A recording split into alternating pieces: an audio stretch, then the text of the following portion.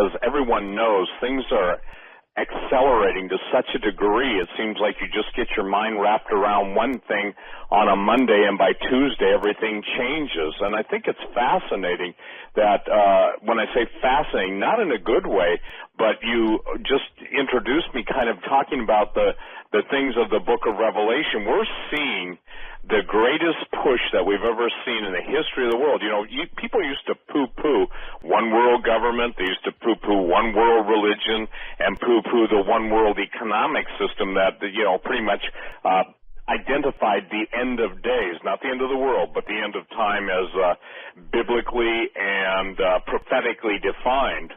And with the situation of even the war on cash on a worldwide basis, and fascinating, everyone needs to keep in mind that the horrible events that happened in Florida were timed pretty, I would say this curiously, with the Bilderbergers meeting in Dresden. Now, why this is critical is because, look, people can argue, they can fight over the Illuminati, defining the globalists, defining the Luciferians, but what they're missing is the fact that these individuals are very threatened by the political scene in America. I think the last time you and I were on, we were talking about Donald Trump, who was kind of the long shot, and if you will, the mockery of mainstream media.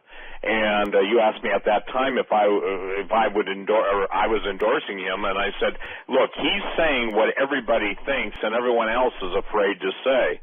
And so I think it's interesting that right now we have someone so outspoken, and if you look at all of the scandals taking place, whether it's, you know, the sexual proclivities of a former president, the whole email scandal, George, as you and I speak tonight, there are people in federal prison for possessing one classified email, making it known, or someone being tried in a military court of justice for having pictures, just normal pictures, inside a submarine.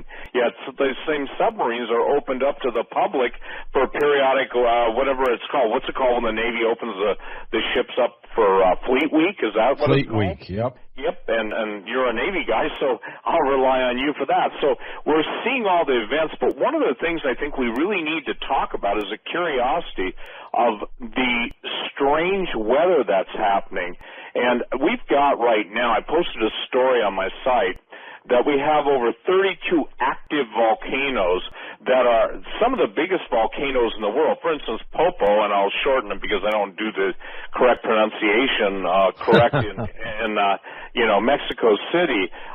Did you see those photos that it was? Oh my God, yeah. I mean, we're talking, ladies and gentlemen, 22 million people in harm's way there. And then, again, my apology to Russian-speaking people that I pronounce it Koloishevskoy in Kamchatka, and a huge explosion there. So in 1816, and this is kind of a bit of really relevant history, very relevant history, Mount Tambora went off actually in 1815, but the volcanic ash from the largest volcano ever recorded in history spread throughout the world, so much so that in 1816, the summer of 1816, there was literally no summer. And the world knew it as the year without summer. Crops failed, food prices exploded, and here's what really got me tonight. I didn't remember this, okay, is that was the year 1816 that Mary Shelley, who wrote Frankenstein, was locked in Switzerland. They were trying to basically sit out the darkness, and it's Lord Byron. He wrote his famous piece about the darkness. He said, I had a dream which was not at all a dream. The bright sun was extinguished. Now, we're hearing a lot about Planet X, Nibiru, the 10th planet, the 9th planet, Gabriel's Fist, Lucifer's Hammer. These are all names that have been attributed. And trumpet sounds. I have to ask you about that later, Steve. Well, we'll talk about that, too, because, again, those are signs and sounds in the heaven. And what's fascinating about this is that the atmospheric effects that are taking place, we can look at everything around our solar system and see massive evidence of catastrophic events taking place, where even some of our planets go in retrograde motion, meaning they spin in the opposite direction. What's important to understand in that is that the ancients, and I spend a lot of time in ancient history, the ancients were not, just basically guys chiseling with a prehistoric rock on a prehistoric wall, having such vast knowledge of the universe that they recorded these events. The famous Bayeux Tapestry shows UFOs. It shows meteors, and some of the great meteor storms have taken place. And what are we seeing now, George? We're seeing handy cams, video cams, CCTV presentations of aerial phenomenon. And it's fascinating because I'm sure you get voluminous amounts of email, people saying it's almost like the battle in outer space has come into our visible realm. And that's exactly what's happening. Something's going on. And what also is happening, Stephen, I think you've noticed this too, people are acting weird. I have for the last year and a half, 2 years, been talking about sensing something very ominous. I don't know if it was this tragedy in Orlando this past weekend or not, but something's happening to people. Do you sense that? Well, I sense it, and I get reports of it daily.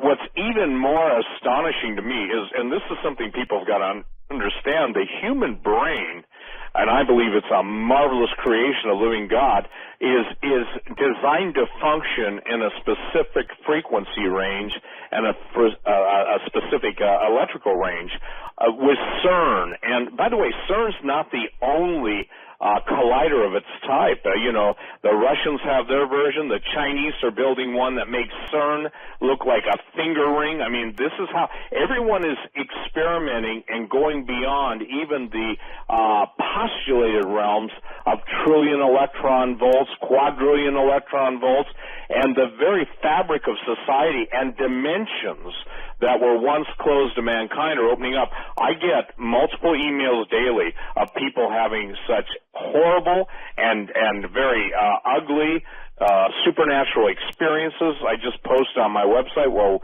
I was listening to your other guests talking, and what was some of the shots now that people are getting of UFOs and of fleets of UFOs. I'll tell you one of the most amazing things that I found out and that blew my mind. Tom Horn and Chris Putnam went to Mount Graham in Arizona, one of the most sacred sites to Native Americans in the world. And when they were at the Lucifer telescope, and that's a binocular telescope.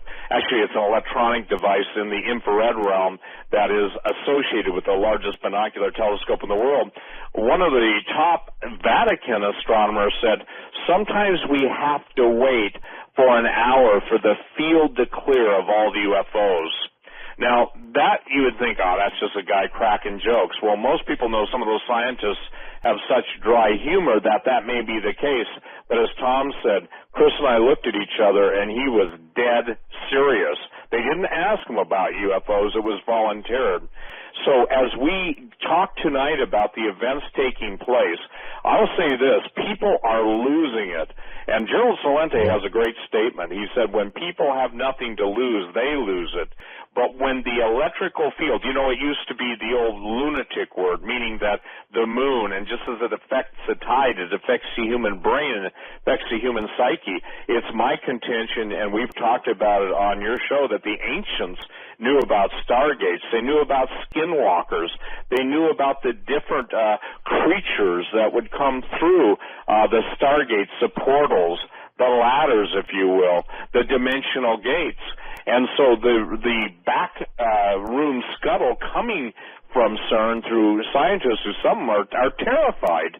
The news that is coming out, not officially, is very dangerous. And I think most people should understand that when you have Shiva, the cosmic dance of destruction and recreation, it's fascinating that and very telling that they would choose a Hindu deity that's responsible for the destruction of worlds to be, if you will, the mascot for the very scientific experiment that people are worried about is doing what the mascot Shiva represents. So yes, I'm seeing people losing it. I'm seeing people absolutely crying out for help. It's no, what would you say, exaggeration. It's no attempt to even make it super sensational. These are people, ordinary. These are not people delving into different black arts. They're seeing this stuff, and it's manifesting. And it's manifesting in such a way that literally the gates of hell have opened, and a gate can either hold something back or allow something through it. And what's fascinating to me is concurrent with that are different energy sources now being identified all over the world, for instance, Antarctica. And I know you had Linda Moulton Howe had probably one of the most amazing interviews with someone that worked down there, and you and I talked about it. And for the record, George, people now are recognizing there's something special going on in Antarctica, and I think very dangerous, when the world's leaders, the Eastern Orthodox Church and the Western Catholic Church, are meeting down there, and along with the President of the United States, and all these secret meetings in Patagonia.